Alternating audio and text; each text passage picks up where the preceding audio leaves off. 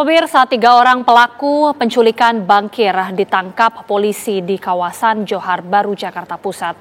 Sedangkan 1 orang lainnya ditangkap di sebuah bandara di wilayah NTT saat mencoba melarikan diri. Para pelaku teridentifikasi berprofesi sebagai debt collector atau penagih utang. Saksikan Benang Merah episode Ulah Para Penagih Utang.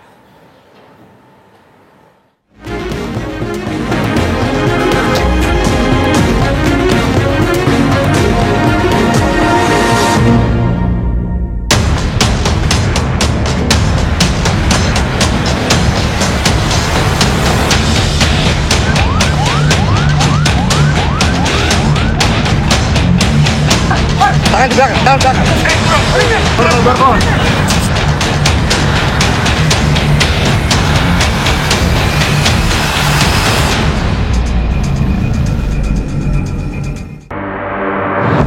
Pekerjaan debt collector ini kan selalu identik dengan premanisme. Tapi yang saya mau katakan di sini itu juga profesi.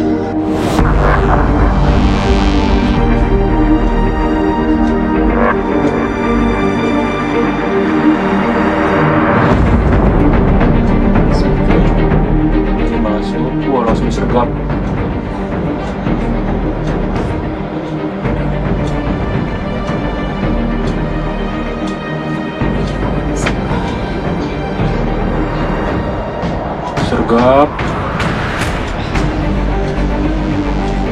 Pak Baskoro melihat. Nah, Pak Baskoronya ini curiga di sini. Itu Pak Ilham. Bahkan kakak saya, istri almarhum itu nelfon bahwa katanya almarhum itu diculik. Akhirnya kami konfirmasi, dapatlah CCTV yang benar gitu, almarhum itu diculik. Ketika pelaku udah ketemu, dihukum setimpal seberat-beratnya. Karena suami saya orang baik, tapi diperlakukan dengan cara tidak baik sampai kehilangan nyawa.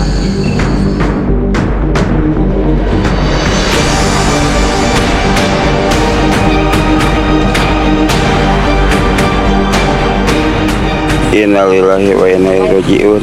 PRT di mana PRT? Tegalmas nih. Dia ke Tegalmas nih PRT. Iya ya, jelema maut di Picin dia. Oh, tah.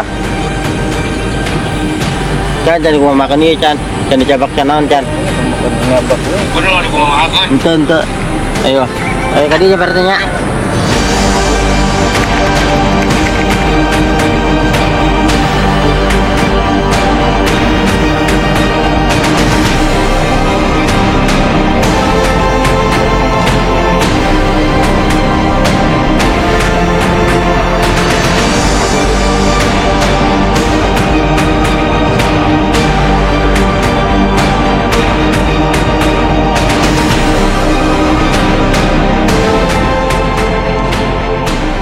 Adik kami, Eras ini diminta untuk menjemput paksa. Nah, di mana pada saat adik kami, Eras dan kawan-kawan menjemput di waktu sore, setelah penjemput dengan cara paksa itu dilakukan, ada perintah dari oknum yang namanya F itu untuk diserahkan di daerah Jakarta Timur. Nah, ada jeda waktu pada saat dijemput paksa dengan diserahkan itu. Setelah diserahkan, keempat pelaku penjemputan paksa ini mereka udah selesai tugas dan mereka pulang. Setelah mereka pulang, kurang lebih jeda waktu berapa jam setelah itu, mereka dipanggil lagi untuk mengantar pulang si korban. Nah, pada saat waktu ketemu lagi, disitulah bahwa mereka melihat korban ini sudah tidak bernyawa lagi. Tapi yang menjadi catatan kami di sini, pada saat mereka mengantar itu, mereka juga dalam tekanan. Dan mereka salah satu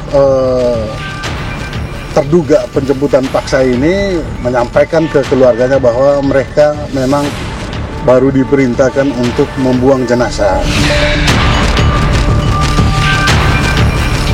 Kalau dari informasi yang kami dapat setelah berkomunikasi dengan penyidik, itu mereka dijanjikan itu tuh untuk mendapat berapa puluh juta sekian-sekian lah, baru dikasih DP berapa, seperti itu. Kalau ini merupakan pesanan seperti itu, biasanya mereka sudah orientasi dulu. Ya. Kan pekerjaan mereka ini, ya menurut berita ya, kan DC tadi. Ya, jadi mereka sudah terbiasa seperti itu, sehingga mereka sudah menggambar target ini sudah beberapa hari. Apa gerangan motif seseorang sampai kemudian bisa mengerahkan atau memberikan pesan kepada sekelompok orang lain untuk kemudian melakukan aksi kejahatan sedemikian rupa? Kalau kita bicara tentang motif, ada dua sesungguhnya. Apakah itu motif emosional ataukah motif instrumental?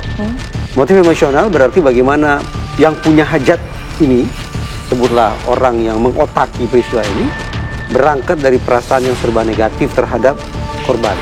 Mungkin marah, benci, dendam, sakit hati, cemburu, takut, ataupun perasaan-perasaan negatif lainnya. Ya. Itu kalau motif emosional. Kalau motif instrumental berarti tidak ada urusannya dengan suasana hati, tapi murni untuk mendapatkan manfaat tertentu dengan cara memperlakukan korban sedemikian rupa.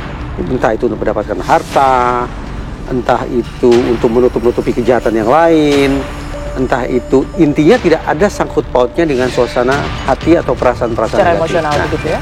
Nah, tinggal kita cek berarti apa yang lebih dominan, apakah motif emosional ataukah motif instrumental. Nah, untuk melacak kemungkinan-kemungkinannya mungkin bisa dilakukan profiling justru terhadap 4 orang yang sudah berhasil diamankan oleh teman-teman di Polda Metro Jaya. Apa sesungguhnya keseharian mereka? Apakah mereka memang orang yang profesional untuk melakukan kekerasan terhadap orang lain? Apakah mereka orang yang siap untuk menerima uang untuk menghabisi orang lain? Atau seperti apa? Dari situ mudah-mudahan akan bisa tergambar kira-kira motif apa yang paling dominan pada orang yang sudah mengotaki peristiwa ini. Orang yang sebutlah punya hajat bagi teraniayanya korban sedemikian rupa.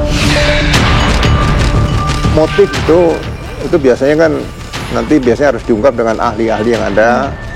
Setelah semuanya terungkap, atau mungkin yang 4 ini juga bisa cerita, ini mudah-mudahan ini bisa segera terungkap motifnya apa. Jadi otak pelaku nanti bisa kita rangkai menjadi suatu perbuatan yang latar belakangnya apa kok sampai menyebabkan MIP ini meninggal dunia, itu seperti itu. Antara mereka yang memerintahkan dan juga mengeksekusi ini biasanya terpisah atau tidak sih, Pak Guru? Masuk bersama-sama lah. Pasalnya mungkin pasal di Yungtonya biasanya pasal 55 KUHP, tinggal pasal pokoknya bisa 340 dulu yang berat, mungkin nanti 338, ada 328 yang kaitan dengan penculikan tadi, bisa juga dengan pasal 170 Baik. yang bisa mengakibatkan jiwa seseorang meninggal dunia.